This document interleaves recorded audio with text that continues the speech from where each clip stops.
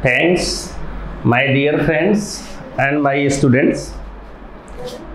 मित्रों, आज मैं इस वीडियो में जो साइको के अंतर्गत शिक्षण अधिगम एक महत्वपूर्ण बिंदु होता है उसको हम एक्सप्लेन करने चल रहे हैं। उसके एक सेक्शन को हम डिस्कस करेंगे। जैसा कि आप जानते हैं, जिस समय हम TET, C TET, super TET की तरफ कदम बढ़ाते हैं तो उसके कई पक्ष हमारे सामने आ जाते हैं। अगर हम गहराई से देखें तो उसके पूरे विषय को हम 3 भागों में बांट देते हैं। एक होता है चाइल्ड डेवलपमेंट, दूसरा होता है पेडागॉजी, और तीसरे के अंतर्गत हम लोग अगर क्वेश्चन के सेक्शन को देखें तो पेडागॉजी से ही मिलता जुलता जो समावेशी शिक्षा होती है, इंक्लूसिव एजुकेशन होती है, उससे भी प्रश्न आपको मिलते हैं। फिर अन्य सारे पक्ष इनसे कोरिलेट हो जाते हैं। तो नॉर्मली हम देखते हैं कि जो चाइल्ड डेवलपमेंट का चैप्टर होता है बड़ा आसान होता है, बड़े आराम से आप उसको समझ लेते हैं, समझने में आपको कोई दिक्कत नहीं आती है। लेकिन जो पेडागॉजी का टॉपिक आता है वहाँ पर थोड़ा समझने वाली चीज़ें होती हैं, वो डीप स्थिति में पहुँच जाती हैं, प्रश्न आपको लगातार पूछते रहते हैं उससे।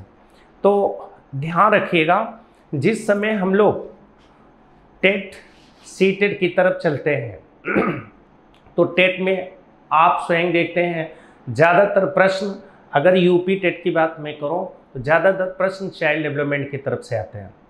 हमारे शिक्षण से प्रश्न कम रहते हैं और लर्निंग से प्रश्न, अधिगम से प्रश्न ज़्यादा रहते हैं। और जब हम सीटेट की बात करते हैं तो वहाँ पर टीचिंग से भी अच्छे प्रश्न होते हैं। साथ साथ लर्निंग के आरंभ के थॉर्नडाइक, स्किनर, पावलॉव, कोहलर के स्थान पर वास्तव में लास्ट के 3 प्रमुख विचारकों पर वो केंद्रित हो जाते हैं, और जिसमें पियाजे, कोहलबर्ग और वाइगोस्की, चोम्स्की, इन चार प्रमुख विचारकों पर उधर से क्वेश्चन आते हैं। तो हम लोग अपने शिक्षण अधिगम के अंतर्गत इन सारे सेक्शन पर विस्तार से हम चर्चा करेंगे, एक एक पक्षों को तोड़ तोड़ करके स्पष्ट करते चलेंगे। तो मित्रों, आप देख रहे हो यहाँ टॉपिक लिखा गया है शिक्षण अधिगम। एक प्रश्न होता है कि आखिर ये दोनों शब्द साथ साथ क्यों लिखे जाते हैं। मन में प्रश्न उत्पन्न हो जाता है कि आखिर शिक्षण अधिगम ये दोनों साथ साथ क्यों लिखे जाते हैं। तो आपको ध्यान रखना है, शिक्षण और अधिगम एक सिक्के के 2 पहलू हैं। अर्थात जब शिक्षण किया जाता है तो लर्निंग जरूर मिलती है। कहने का मतलब है कि एक, जैसे मैंने कहा कि शिक्षण अधिगम एक सिक्के के 2 पहलू हैं। अगर शिक्षण होगा तो लर्निंग जरूर होगा। एक चीज ध्यान रखिएगा, दुनिया में ऐसा कोई भी शिक्षण आपको नहीं मिलता जहां पर लर्निंग ना हो। अब हम देखते हैं शिक्षण अधिगम 2 तत्वों से मिलकर बना है। एक को हम शिक्षण कहते हैं, टीचिंग, दूसरे को हम लर्निंग कहते हैं। इसमें कम से कम 3-4 प्रश्न आपके छिपे बैठे हुए हैं। कहने का मतलब, अगर आप इसके एक एक सेक्शन को एनालाइज कर लीजिए तो सीधे सीधे प्रश्न, आपके कई प्रश्न तो इसी फिगर से मिल जाते हैं। जैसे आपसे पूछता है शिक्षण क्या है, तो आप कहते हो शिक्षण एक प्रक्रिया है जिसका केंद्रीय भाव शिक्षा है, जो संस्कृत के शिक्ष धातु से मिलकर बना है, जिसका मुख्य अर्थ सिखाना है, लेकिन व्यापक एवं मनोवैज्ञानिक अर्थ सीखना और सिखाना दोनों है। ठीक है, तो मतलब ये मुख्य रूप में है, ये गौड़ रूप में है, और ये दोनों होते हैं। अर्थात सीखना और सिखाना दोनों का भाव शिक्षण में निहित होता है। मित्रों, यहाँ एक प्रश्न मन में आता है कि शिक्षक तो केवल शिक्षा देता है, सिखाता है, आखिर सीखता कैसे है। आप एक चीज जानते हैं कि जब हम कक्षा में पढ़ाते हैं, हम टीच करते हैं, आप लर्न करते हैं, आप लर्निंग करते रहते हैं, हम टीचिंग करते हैं, लर्निंग होती है, आप लर्निंग करते हैं, टीचिंग लर्निंग, ये लगातार चलता रहता है। आप देखते हैं, आप एब्जॉर्ब करते हैं, लर्न करते हैं, मेरे द्वारा बताए हुए मार्गदर्शन के माध्यम से, मेरे द्वारा बताए हुए उपायों से, विधियों से, तकनीकों से आप ज्ञान प्राप्त करने की कोशिश में लगे रहते हैं। यहाँ पर हमारा मुख्य कार्य होता है आपको सिखाना, तो सिखाना ये मुख्य कार्य हो गया। लेकिन कभी कभी सीखने सिखाने की प्रक्रिया में जब आप हमसे क्रॉस क्वेश्चन करते हैं, अर्थात जब अधिगमकर्ता शिक्षक से क्रॉस क्वेश्चन करता है, सीखने की इच्छा से, ज्ञान प्राप्त करने की जिजीविषा से वह क्रॉस क्वेश्चन करता है, तो ऐसी दशा में यहाँ शिक्षक को भी विचार करने का अवसर मिलता है।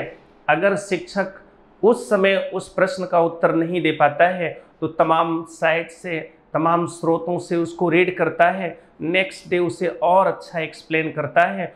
तो यहाँ छात्रों के द्वारा किए गए क्रॉस क्वेश्चन से शिक्षक को भी सीखने का अवसर मिल जाता है। तो इसलिए जब भी हम शिक्षण शब्द को परिभाषित करेंगे, आपके पेपर में आएगा, शिक्षण का अर्थ है केवल सिखाना, केवल सीखना, सिखाना और सीखना दोनों, ननाब्दीज उपरोक्त में से कोई नहीं, तो सिखाना और सीखना दोनों, यह इसके अर्थ में निहित रहते हैं।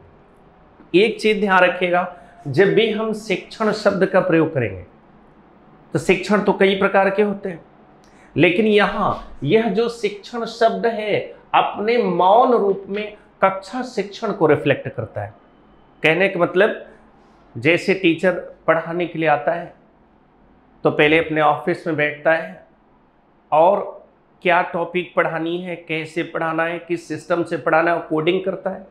कोडिंग करने के बाद, अर्थात प्रिपेयर दिमाग में करने के बाद, वह जब क्लास में एंट्री करता है, बेहतरीन तरीके से अपने पहले कोडिंग किए गए सेक्शन के अकॉर्डिंग, सेक्शन के अनुसार वह जम करके अंतर क्रिया करता है, वाद संवाद स्थापित करता है, प्रश्न उत्तर की प्रक्रिया शुरू करता है और छात्रों को विषय के एक एक पक्षों का ज्ञान कराने में सफल हो जाता है। तो आप देखते हो कि जो शिक्षण है ये कक्षा शिक्षण को रिफ्लेक्ट कर रहा है, और यहाँ अधिगम, जो अधिगम करता है वह ज्ञान प्राप्त करने की कोशिश में लगा रहता है। आप जानते हो, जब हम शिक्षण करते हैं तभी ज्ञान मिलता है, अधिगम होता है। इसलिए शिक्षण साधन है, अधिगम साध्य है। ध्यान रखिएगा, साध्य का मतलब होता है लक्ष्य, साधन का मतलब होता है मीन्स, जो कारण है। अर्थात जब हम शिक्षण करते हैं, छात्रों को लर्निंग मिलती है, तो मेरा शिक्षण करना साधन हो गया, छात्रों को ज्ञान प्राप्त करना साध्य हो गया। दूसरी चीज, अगर पेपर में आ गया अधोलिखित में से कौन सा कथन सही है, शिक्षण साधन है, अधिगम साध्य है। दूसरा विकल्प दे दिया, शिक्षण साध्य है, अधिगम साधन है। तीसरा विकल्प दे दिया, शिक्षण और अधिगम दोनों साधन है। चौथा विकल्प दे दिया, शिक्षण और अधिगम दोनों साध्य हैं। तो आप ट्रिक क्या मारोगे, शिक्षण साधन है, अधिगम साध्य है। मित्रों, दूसरा प्रश्न इस पर बनता है, शिक्षण और अधिगम के बीच में किस प्रकार का संबंध होता है? कार्य कारण का संबंध होता है, कारण कार्य का संबंध होता है, दोनों कार्य के रूप में होते हैं, दोनों कारण के रूप में होते हैं। तो आप यहाँ देख रहे हो कि जो शिक्षण है यह कारण के रूप में होता है हमारे सामने, और जो अधिगम है यह कार्य के रूप में हमारे सामने मौजूद रहता है। तो जब भी कभी अगर पेपर में प्रश्न आ जाए कि शिक्षण और अधिगम में किस प्रकार का संबंध होता है, तो ये कारण के रूप में है, एक कार्य के रूप में है। अब आपके दिमाग में दो बातें आ गई। पहली बात आई कि शिक्षण साधन है, दूसरी बात आई अधिगम साध्य है। कन्फर्म हो गया? प्रश्न में जब भी आएगा तो आप यही टिक मारेंगे, शिक्षण साधन है, अधिगम साध्य है। दूसरा, अगर प्रश्न कारण कार्य पर बना दिया तो आप सीधे टिक लगाएंगे, शिक्षण कारण है, अधिगम कार्य के रूप में है, प्रोडक्ट के रूप में होता है। अब एक चीज, अब यहाँ एक प्रश्न और बनता है कि अधोलिखित में से कौन सा कथन सही है? प्रश्न देता है शिक्षण पूर्ववर्ती प्रक्रिया है, अधिगम उत्तरवर्ती। उत्तरवर्ती का मतलब होता है पश्चातवर्ती, जो बाद में होता है। तो कहता है शिक्षण पूर्ववर्ती है, अधिगम उत्तरवर्ती है। दूसरा विकल्प देता है शिक्षण उत्तरवर्ती है, अधिगम पूर्ववर्ती है। तीसरा उत्तर देता है, तीसरा विकल्प देता है जो शिक्षण है और अधिगम है दोनों पूर्ववर्ती हैं, शिक्षण और अधिगम दोनों उत्तरवर्ती हैं। तो मित्रों ध्यान रखना कि जब कक्षा में शिक्षक पढ़ाता है उसके बाद कक्षा में बैठे हुए जो लर्नर होते हैं उनको ज्ञान मिलता है। तो पहला काम पढ़ाना हुआ कि पहला काम ज्ञान प्राप्त करना हुआ? आपको पता चल गया कि पहला काम पढ़ाना हुआ, दूसरा काम ज्ञान प्राप्त करना हुआ। पहले टीचर कक्षा में पढ़ाता है, फिर कक्षा में बैठा हुआ जो लर्नर है, जो हमारा विद्यार्थी है, वह उसे एब्जॉर्ब करता है, लर्न करता है। इसीलिए शिक्षण पूर्ववर्ती प्रक्रिया है, अधिगम उत्तरवर्ती प्रक्रिया है। कन्फर्म हो गए? तो तीन बातें हुई, शिक्षण साधन है, अधिगम साध्य है, शिक्षण कारण है, अधिगम कार्य है, शिक्षण पूर्ववर्ती प्रक्रिया है, अधिगम उत्तरवर्ती प्रक्रिया। कन्फर्म हो गए? तीन प्रश्न आपके एकदम पूरी तरह से कन्फर्म हो गए। ये पूछे गए प्रश्न है। फिर आपसे प्रश्न करता है कि शिक्षण और अधिगम दोनों के बीच में क्या रिलेशन है? तो कहता है शिक्षण में अधिगम निहित होता है, पहला विकल्प देता है। दूसरा कहता है अधिगम में शिक्षण निहित होता है। तीसरा चीज रखता है कि शिक्षण और अधिगम दोनों परस्पर प्रतिलोमानुपाती होते हैं। चौथा उपरोक्त में से कोई नहीं। तो ऐसा प्रश्न आपको बना देता है। तो मित्रों एक बात मेरे हमेशा दिमाग में रख लेना कि कोई भी कार्य हमेशा अपने कारण में मौजूद रहता है। अगर दुनिया में कारण नहीं होगा तो कार्य कभी प्रोडक्ट के रूप में आ नहीं सकता है। इसी को हम कहते हैं कारण कार्य संबंध। अर्थात कोई कार्य तभी आएगा जब वह अपने कारण में मौजूद रहेगा। इसी को हम कारण कार्य संबंध के रूप में, साधन साध्य के संबंध के रूप में हम प्रस्तुत करते हैं। तो जैसे कोई कारण है और आप देखते हैं फिर कार्य उत्पन्न होता है, तो इसमें एक नियम भी है कि हर कार्य अपने कारण में मौजूद रहता है। तो आप हमेशा कहेंगे चूंकि शिक्षण कारण है, अधिगम कार्य है, इसलिए शिक्षण में अधिगम निहित रहता है। अर्थात कारण में कार्य निहित रहता है। हमेशा ध्यान रखिएगा कि जो कारण रहता है इसमें कार्य हमेशा निहित रहता है। ऊपर हो गया क्या? ठीक है। तो जैसे मान लीजिए यहाँ अगर न दिखता हो तो उसको हम नीचे हाईलाइट कर देंगे या कहीं इधर सेक्शन देख लेंगे कि जैसे मान लीजिए हम कारण लिख रहे हैं, आगे कार्य है, तो मैंने आपको समझाया कि हर कार्य अपने कारण में निहित रहता है। अर्थात कारण में ये जो कार्य है ये निहित रहता है। लेकिन आप ये कभी नहीं कहेंगे कि कार्य में कारण बैठा रहता है। आप हमेशा ध्यान दीजिएगा, कभी आप नहीं कर सकते इसको। तो आप हमेशा देखेंगे कि कारण में कार्य निहित होता है, साधन में साध्य निहित होता है, लेकिन साध्य में साधन निहित नहीं होता। इसलिए शिक्षण में अधिगम निहित होता है लेकिन अधिगम में शिक्षण निहित नहीं होता। अर्थात संसार में जितने भी लर्निंग हमको मिलते हैं, जितने भी अधिगम हमको प्राप्त होते हैं, वो सब के सब केवल मेरे पढ़ाने से ही नहीं आते हैं। तमाम ऐसे जीवन में घटनाएं घटती रहती हैं, तमाम ऐसी चीज़ें आती रहती हैं, ऐसे फैक्ट मिलते रहते हैं जिससे हम क्रमशः पूरे जीवन सांस के अंतिम समय तक सीखते रहते हैं। तो यहाँ हम हमेशा कहेंगे कि शिक्षण करेंगे तो अधिगम मिलेगा। इसका मतलब है शिक्षण में अधिगम निहित रहता है, कारण में कार्य निहित रहता है, साधन में साध्य निहित रहता है, लेकिन कार्य में कारण निहित नहीं रहता। अर्थात यह कार्य कारण में तो बैठा है लेकिन यह कारण कार्य में कभी बैठा नहीं रहता है। इसीलिए हम इसको कहते हैं कि शिक्षण में अधिगम निहित रहता है लेकिन अधिगम में शिक्षण निहित नहीं रहता है। फिर उसके बाद मित्रों आप 4 पॉइंट समझ गए। पेपर में आपसे कहेगा शिक्षण में अधिगम निहित है, दूसरा अधिगम में शिक्षण निहित है, तीसरा शिक्षण और अधिगम 2 स्वतंत्र प्रक्रियाएं हैं, चौथा उपरोक्त में से कोई नहीं। तो आप कहेंगे कि शिक्षण में अधिगम निहित रहता है, यही विकल्प सही है। अधिगम में शिक्षण कभी निहित नहीं होता। कन्फर्म हो गया? ये 4 प्रश्न आपके तैयार हो गए। अब 5वां बिंदु आता है। कहता है बताइए शिक्षण क्या है, सामाजिक प्रक्रिया है, असामाजिक प्रक्रिया है, फिर कुछ और है, फिर कुछ और है। आप हमेशा कहेंगे शिक्षण एक सामाजिक प्रक्रिया है, क्योंकि टीचिंग से सोशलाइजेशन की प्रवृत्ति हम अपने लर्नर में डेवलप करते हैं। सहयोग, सहकारिता, भाईचारा, आपस की एक दूसरे की कोऑपरेशन करने की प्रवृत्ति, ये सब चीज़ें हम उसमें ले आते हैं। तो कहते हैं कि शिक्षण एक सामाजिक प्रक्रिया है, सोशल प्रोसेस होता है। फिर कहते हैं शिक्षण सामूहिक होता है।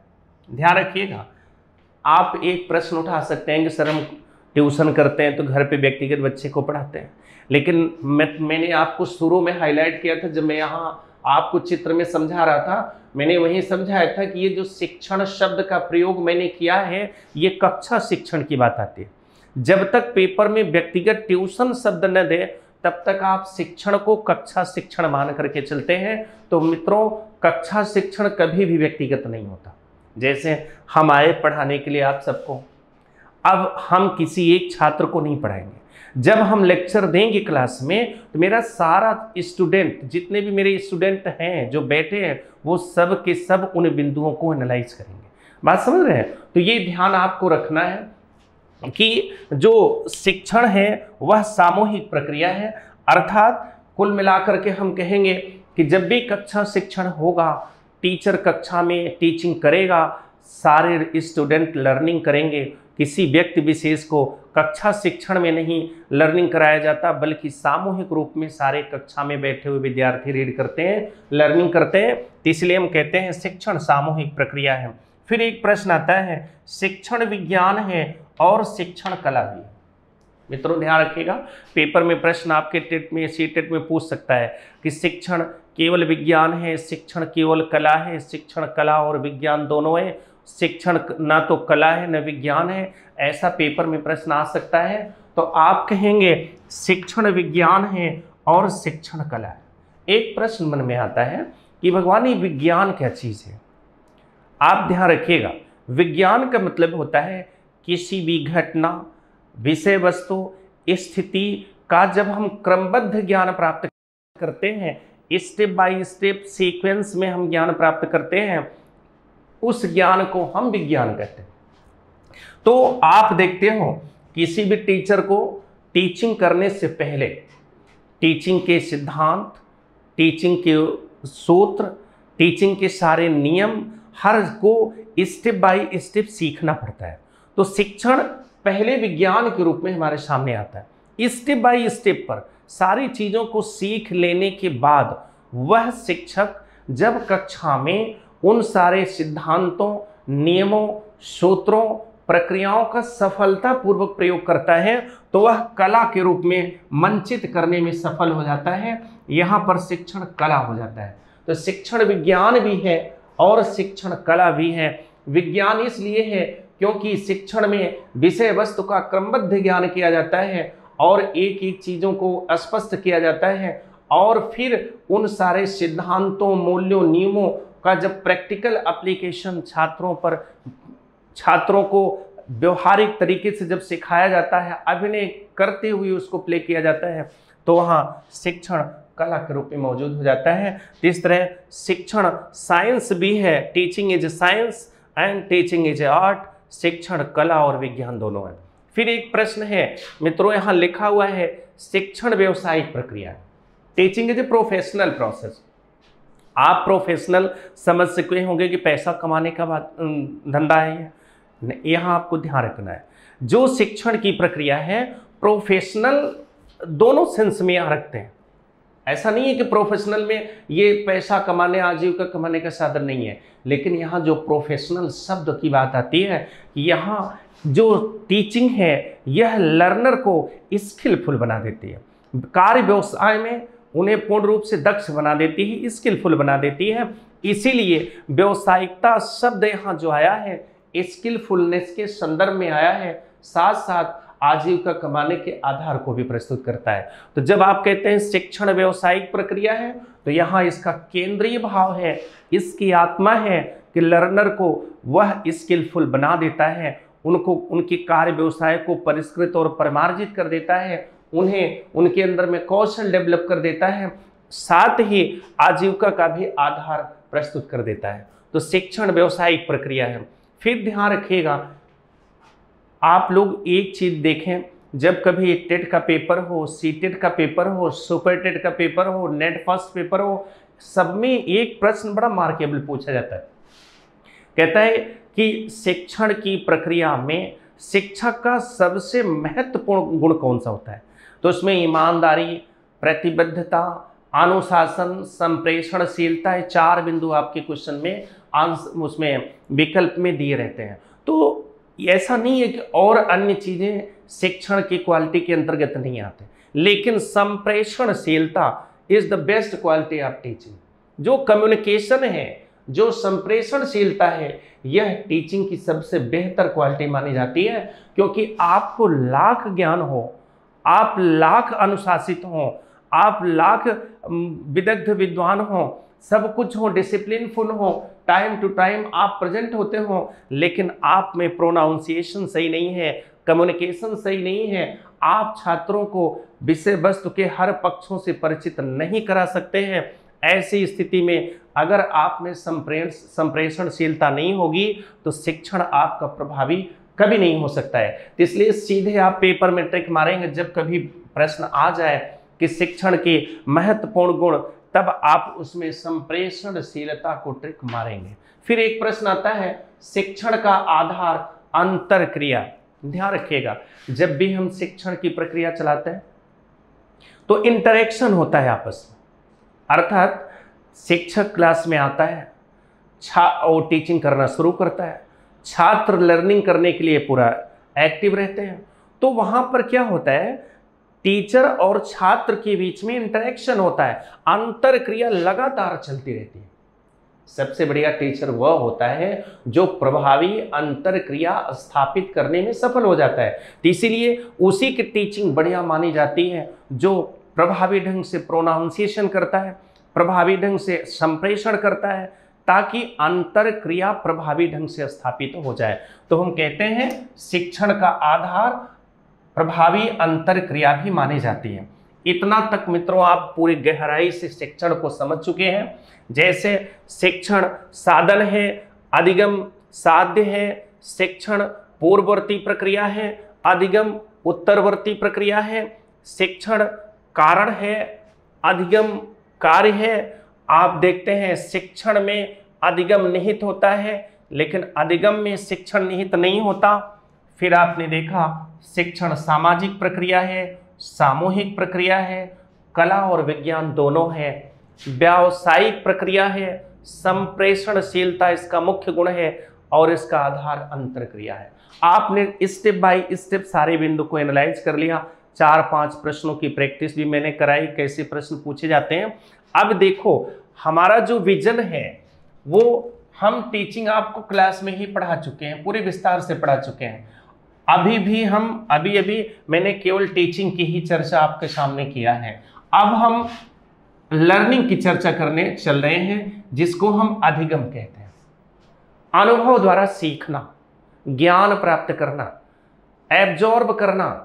लेकिन मित्रों एक चीज ध्यान रखिएगा कि जब हम सीखते हैं, सीखने की प्रक्रिया में चलते हैं, तब कहीं न कहीं सिखाने की भी प्रक्रिया निहित रहती है। तो यहां भी सीखना और सिखाना दोनों चलता रहता है। क्यों? क्योंकि हमारा अधिगम का उद्देश्य है सीखना। अधिगम करता तो कक्षा में बैठ करके एब्जॉर्ब करता है, लर्निंग करता है, लेकिन लर्निंग करते समय कहीं न कहीं उसमें सिखाने की प्रक्रिया भी निहित रहती है। अर्थात जब वह क्रॉस क्वेश्चन अपने गुरुजनों से करता है, शिक्षकों से करता है, तो उसका क्रॉस क्वेश्चन भी शिक्षक को सिखाने में भूमिका अदा करती है। तो इसीलिए हम वास्तव में अधिगम को अनुभव द्वारा सीखना मानते हैं, मुख्य रूप से सीखने की प्रक्रिया मानते हैं, लेकिन इसके साथ साथ सिखाने की प्रक्रिया भी इसमें निहित रहती है। तो जब भी हम अधिगम की चर्चा करेंगे, यहाँ मुख्य रूप से अनुभव द्वारा सीखना, शिक्षण से मिला हुआ ज्ञान या विभिन्न जीवन में घटने वाली घटनाओं से जो हमें अनुभव प्राप्त होता है, जो हम सीखते रहते हैं, उसको हम अधिगम कहते हैं। एक चीज सूत्र के रूप में इसको हम डेवलप करते हैं, जो प्रायः हर जगह आपको मिल जाता है। ऐसा नहीं कि कोई कहता है कि इसको हमने डेवलप किया, नहीं, ये हर जगह आपको मिल जाते हैं। इसमें एक बारीकी है, L बराबर KB²। L मीन्स लर्निंग, ध्यान रखिएगा यहां L को हमने लर्निंग के रूप में प्रस्तुत किया है। L हो गया लर्निंग और यहां K हो गया नॉलेज। B में स्क्वायर लगा है 2 B, एक B बिहेवियर हो गया, एक B बिलीव हो गया। तो मित्रों ध्यान रखिएगा, जब हम किसी विषय का ज्ञान प्राप्त करते हैं, अर्थात जब लर्नर लर्निंग करता है, अधिगम करता, जब एब्जॉर्ब करता है, ज्ञान प्राप्त करता है, तो उसमें 3 परिवर्तन होते हैं। ध्यान रखिएगा, पहला परिवर्तन ज्ञान में होता है। जब ज्ञान में परिवर्तन होता है, ज्ञान मजबूत होता है, तो वह अधिगम करता, वह लर्नर उस ज्ञान को प्राप्त करने के बाद प्रैक्टिकल एप्लीकेशन करने की ओर अग्रसर हो जाता है। उससे उसके व्यवहार में बदलाव आ जाता है, और जब व्यवहार में बदलाव आ जाता है, अर्थात पाए हुए ज्ञान को जब वह प्रैक्टिकल एप्लीकेशन करता है, समस्या का समाधान हो जाता है, तो उसका विश्वास अपने आप बढ़ जाता है। तो कहते हैं पहले ज्ञान में मजबूती आती है, अर्थात ज्ञान मजबूत करता है, फिर वह उसका प्रैक्टिकल एप्लीकेशन करता है, व्यवहार में परिवर्तन होता है, और जब वह ज्ञान का व्यवहारिक प्रयोग किया, समस्या का प्रभावी समाधान हो गया, तो उससे उसका विश्वास मजबूत हो जाता है। जैसे हमने ये पूरा एक सेक्शन आपके सामने प्ले किया, मैंने आपको सिखाया, आपने ज्ञान प्राप्त किया, और तुरंत आप इस फार्मूले का प्रयोग करके समस्याओं को टैकल करना शुरू किए, समस्याओं को हल करना शुरू किए। आपने पेपर उठाया, उसमें आए हुए प्रश्नों को हल करना शुरू किया, फटाफट प्रश्न हल होना शुरू हो गए, आपका कॉन्फिडेंस लेवल अपने आप बढ़ गया। तो पहली चीज, जब उसमें लर्निंग में 3 चीज का परिवर्तन होता है। पहले में ज्ञान का परिवर्तन होता है, चेंज ऑफ नॉलेज, दूसरे में चेंज ऑफ बिहेवियर, व्यवहार में बदलाव आता है, तीसरे में चेंज ऑफ बिलीव, विश्वास में बदलाव आता है। पहले हम ज्ञान प्राप्त करते हैं, ज्ञान जब मेरा मजबूत हो जाता है, हम उसका प्रैक्टिकल व्यवहारिक एप्लीकेशन करते हैं, समस्या का समाधान करने की कोशिश करते हैं, और जब उस ज्ञान से मेरे समस्या का सॉल्यूशन मिल जाता है, तो कॉन्फिडेंस मेरा अपने आप बढ़ जाता है। तो पेपर में प्रश्न करता है, इस पर भी प्रश्न बहुत अच्छे बनते हैं। कहता है 2 लिखित में से कौन सा कथन सही है? शिक्षण अधिगम की प्रक्रिया में पहले व्यवहार में परिवर्तन होता है, फिर ज्ञान में परिवर्तन होता है, दूसरा ज्ञान में परिवर्तन होता है, उसके बाद व्यवहार में परिवर्तन होता है, तीसरा पहले विश्वास में परिवर्तन होता है, फिर व्यवहार में परिवर्तन होता है, चौथा उपरोक्त में से कोई नहीं है। ये 4 प्रश्न आपके सामने जब प्रस्तुत किए जाते हैं, तो आप सीधे सीधे पहले बताते हैं कि सबसे पहले ज्ञान में बदलाव आता है, उसके बाद व्यवहार में परिवर्तन होता है, अर्थात चेंज ऑफ बिहेवियर, व्यवहार में परिवर्तन, चेंज ऑफ नॉलेज, ज्ञान में परिवर्तन, चेंज ऑफ बिलीव, विश्वास में परिवर्तन। तो आपको ज्ञान मिला, ज्ञान मजबूत हुआ, प्रैक्टिकल एप्लीकेशन किया, व्यवहार, समस्या का समाधान हुआ, उसके बाद विश्वास अपने आप आपका बढ़ गया। तो मित्रों यहां तक आपको पता चल गया L बराबर KB²। जब अधिगम हमको मिलेगा, हम सीखेंगे, तो पहले ज्ञान में बदलाव होगा, फिर व्यवहार में परिवर्तन होगा, उसके बाद विश्वास में परिवर्तन अपने आप हो जाता है। तो प्रश्न कैसे आता है यहां पर आप सीख गए। अब एक चीज और आता है कि शिक्षण अधिगम के माध्यम से, पेपर में प्रश्न आया है, ध्यान से सुनिएगा, शिक्षण अधिगम के माध्यम से अधोलिखित में से कौन सी घटना घटित होती है? बहिर्मुखी प्रतिभा अंतर्मुखी बन जाती है, पहला विकल्प होता है। बहिर्मुखी प्रतिभा अंतर्मुखी बन जाती है। दूसरा विकल्प बनता है अंतर्मुखी प्रतिभा को बहिर्मुखी स्वरूप मिल जाता है। तीसरा, अंतर्मुखी बहिर्मुखी दोनों परस्पर विरोधी सेक्शन के रूप में भी एप्लीकेशन में आते हैं। चौथा, कोई परिवर्तन नहीं होता। तो आप ध्यान रखिएगा, जब भी उसमें कोई भी विकल्प आपको दे दें, आप देखते हो शिक्षा को अंग्रेजी में एजुकेशन कहते हैं। एजुकेशन लैटिन भाषा के एडुकेटम शब्द से मिलकर बना है, एडुकेटम शब्द से मिलकर बना है।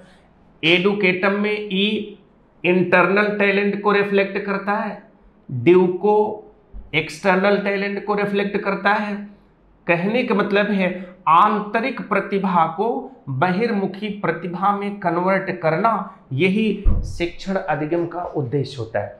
आंतरिक प्रतिभा को बहिर्मुखी प्रतिभा में चेंज कर देना। आंतरिक प्रतिभा, आप देख रहे हैं, आंतरिक प्रतिभा को बहिर्मुखी प्रतिभा के रूप में कन्वर्ट कर देना।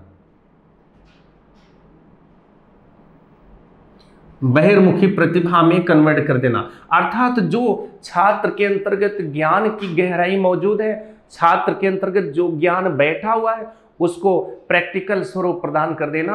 अंतर्मुखी प्रतिभा को बहिर्मुखी प्रतिभा में कन्वर्ट कर देना, यही इसका मुख्य विजन होता है। तो मित्रों, इस तरह से आज के वीडियो में मैंने आपको कई बिंदु सिखाए, कई तथ्यों को मैंने एक्सप्लेन किया, जिसमें पहले मैंने शिक्षण और अधिगम को सिखाया।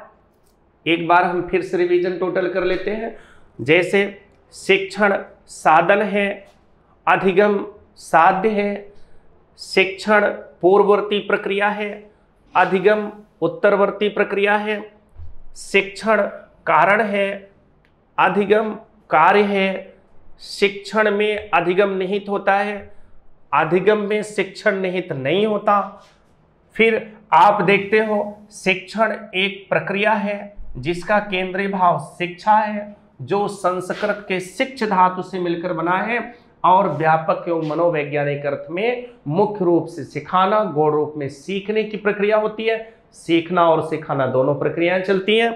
फिर शिक्षण सामाजिक प्रक्रिया है, आपको मैंने एक्सप्लेन किया था। शिक्षण सामूहिक प्रक्रिया है, क्योंकि मैंने आपको शुरू में समझाया शिक्षण शब्द को आप कक्षा शिक्षण से लेंगे और कक्षा शिक्षण में किसी एक छात्र को नहीं पढ़ाया जाता। जब हम पूरे कक्षा में लेक्चर देते हैं तो सामूहिक रूप से सारे स्टूडेंट लर्निंग करते रहते हैं, एब्जॉर्ब करते रहते हैं। शिक्षण विज्ञान भी है, शिक्षण कला भी है, इसको भी मैंने एक्सप्लेन किया कि क्रमशः जब हम ज्ञान प्राप्त कर लेते हैं, सिद्धांतों, नियमों, मूल्यों को अवधारित करते हैं और तब वह विज्ञान के रूप में होता है, क्योंकि क्रमबद्ध ज्ञान हुआ। और जब उसका हम प्रैक्टिकल एप्लीकेशन करते हैं तो वह कला होता है। शिक्षण एक प्रकार के अभिनय की प्रक्रिया है, इसमें संप्रेषणशीलता और अभिनय के द्वारा जटिल से जटिल विषय वस्तु को सरल स्वरूप में छात्रों को ग्राह्य कराया जाता है, आत्मसात कराया जाता है।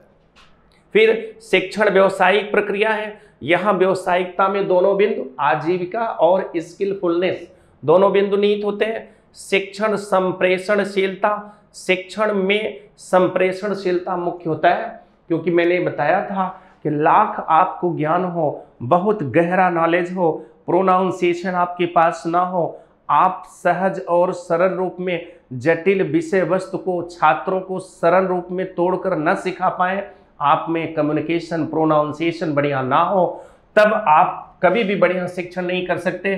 तो संप्रेषणशीलता मुख्य होती है। शिक्षण का आधार अंतर क्रिया है, क्योंकि जब हम बेहतर कम्युनिकेशन करेंगे, अच्छे ढंग से हम अपने छात्रों से वाद संवाद स्थापित करेंगे, तो अंतर क्रिया ही शिक्षण का प्रमुख आधार बन जाती है। फिर उसके बाद मैंने अधिगम आपको सिखाया था कि जब हम शिक्षण करते हैं, कक्षा में पढ़ाते हैं, तो लर्नर लर्निंग करते हैं, अधिगम प्राप्त करते हैं। अधिगम अनुभव द्वारा सीखना, अर्थात यह मुख्य रूप से सीखने के रूप में आता है, लेकिन इसमें कहीं न कहीं सिखाने की प्रक्रिया भी मौजूद रहती है।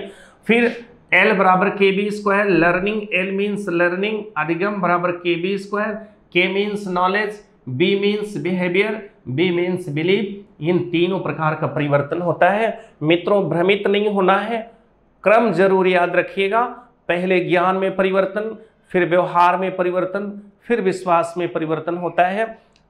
अब एक प्रश्न आता है कि शिक्षण अधिगम आंतरिक प्रतिभा को बहिर्मुखी बनाता है कि बहिर्मुखी प्रतिभा को अंतर्मुखी बनाता है, कि क्या उसमें कौन सी प्रक्रिया डेवलप करता है? इसका सीधा सा सेक्शन है।